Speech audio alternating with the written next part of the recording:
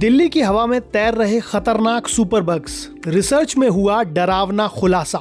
दिल्ली की हवा जहरीली है, ये तो आप जानते ही हैं, लेकिन अब दिल्ली की हवा में बीमारियां फैलाने वाले सुपर बग्स भी तैर रहे हैं। यानी सिर्फ सांस लेना ही नहीं, अब इलाज भी मुश्किल होता जा रहा है। ऐसा हम नहीं कह रहे, एक नई रिसर्च में इसका खुलासा हुआ है। ये दिल्ली वासी ही नहीं, पूरे देश को डराने वाला मामला है।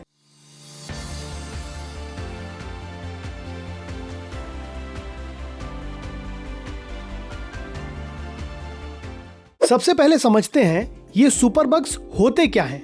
सुपर बग्स ऐसे बैक्टीरिया होते हैं जिन पर आम एंटीबायोटिक्स काम करना बंद कर देती हैं। यानी जो दवाएं कल तक जान बचा रही थीं, आज वो बेअसर होती जा रही हैं। अब आते हैं इस चौंकाने वाली रिसर्च पर। रिसर्चर्स ने दिल्ली की हवा के सैंपल लिए जिनमें पाए गए एंटीबायोटिक रेजिस्टेंस बैक्टीरिया यानी सुपर बग्स। मतलब साफ है, ये बैक्टीरिया सिर्फ अस्पतालों तक सीमित नहीं है, अब ये हवा के जरिए हमारे शरीर में जा सकते हैं। शोधकर्ताओं के मुताबिक ये सुपर बग्स एंटीबायोटिक प्रतिरोधी स्टेफिलोकोकी बैक्टीरिया का एक रूप है जो घर के अंदर और बाहर की हवा में पाए गए। विशेषज्ञों का कहना है कि लंबे समय तक ऐसी हवा में सांस लेने से फेफड़ों के इन्फेक्शन, एलर्जी और कमजोर इम्यूनिटी का खतरा बढ़ सकता है। अब सवाल उठता है, आखिर दिल्ली में ऐसा क्यों?